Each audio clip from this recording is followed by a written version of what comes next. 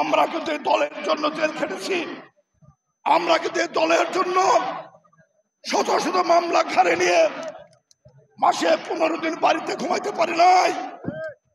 আগামী দিনের জাতীয় সংসদ নির্বাচন হবে, এই নির্বাচনকে কেন্দ্র করে জাতীয় আন্তর্জাতিক অনেক ষড়যন্ত্র হচ্ছে। আমরা মনে করি কালিয়াকৈর 1 এবং অভিন্ন আগামী দিনের কেন্দ্রীয় কর্মসূচি পালন করার জন্য, দলের ঐক্য অটুট থাকার জন্য আমরা যেখানে ঐক্যবদ্ধ, আপনারা সবাই ঐক্যবদ্ধ থাকবেন। হাত তুলে আমাদেরকে দেখান, সবাই হাত তুলে দেখান। ওই নেতা আছে, ওই নেতা আছে, ওই আমাদের কোন নেতা?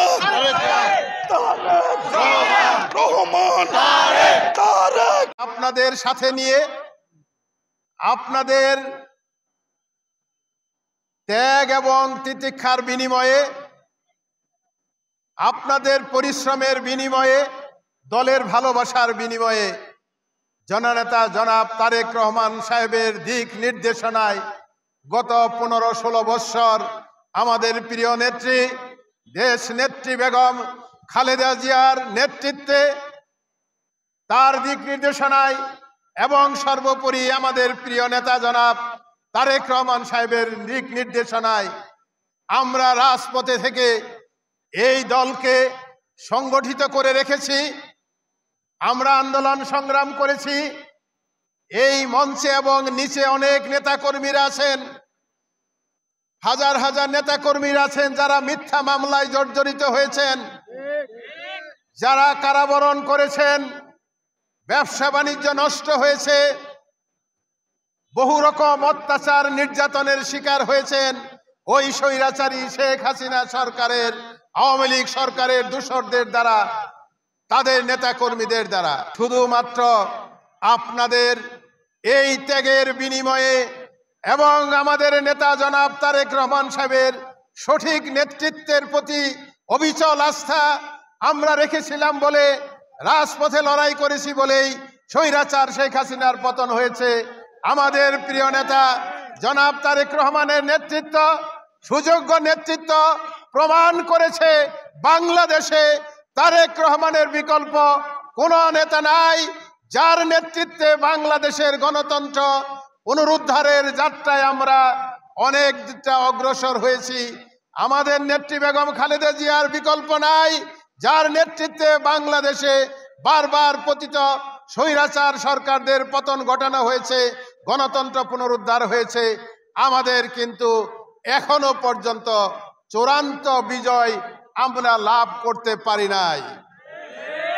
আমাদের নেতা জনাব তারেক রহমান সাহেব বারবার বলছেন আমরা বিএনপি একটি সুশৃঙ্খল দল, আমরা সুশৃঙ্খল ভাবে জনগণের কে সাথে নিয়ে আমরা যে আন্দোলন সূচনা করেছিলাম 15-16 বছর আগে, তার সমাপ্তি সেদিনই হবে যেদিন বাংলাদেশে সুষ্ঠু একটি নিরপেক্ষ নির্বাচন হবে, যে নির্বাচনের মাধ্যমে বাংলাদেশে জনগণের সরকার প্রতিষ্ঠা হবে। সেই দিন বাংলাদেশের গণতন্ত্র মুক্তি পাবে। আগামী দিনেও বিএনপির ভাবমূর্তি রক্ষার্থে তারেক রহমান সাহেবের দলের চাওয়া পাওয়া পূরণের জন্য আমাদের যে কোনো মূল্যে ঐক্যবদ্ধ থাকতে হবে। বন্ধুরা আমার, ব্যক্তির চাইতে দল বড়, দলের চাইতে দেশ বড়। আমাদের নেতার সেই স্লোগানে আজকে আমরা ঐক্যবদ্ধ। আপনারাও আগামী দিনে সমস্ত ভেদাভেদ ভুলে ঐক্যবদ্ধ থাকবেন, যাতে সেই সুযোগে, ঐক্যবদ্ধ না থাকার সুযোগে যাতে ভবিষ্যতের কোনো ত্যাগী নেতারা বঞ্চিত না হয়। অবশ্যই আমরাও সেই জন্য অঙ্গীকার করছি, আমরাও আপনাদের পাশে থাকব। আপনারাও যাতে এই ঐক্যবদ্ধতা টিকে থাকে, সেই জন্য আপনারাও প্রেসার গ্রুপ হিসাবে কাজ করবেন। বন্ধুরা আমার, এখন আমাদের আজকের এই বিএনপি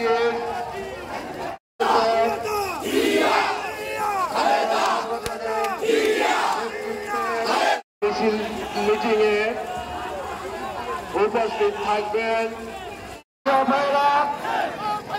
ইতিমধ্যে আমাদের মাঝে উপস্থিত হয়েছে জাতীয় নেতৃত্ব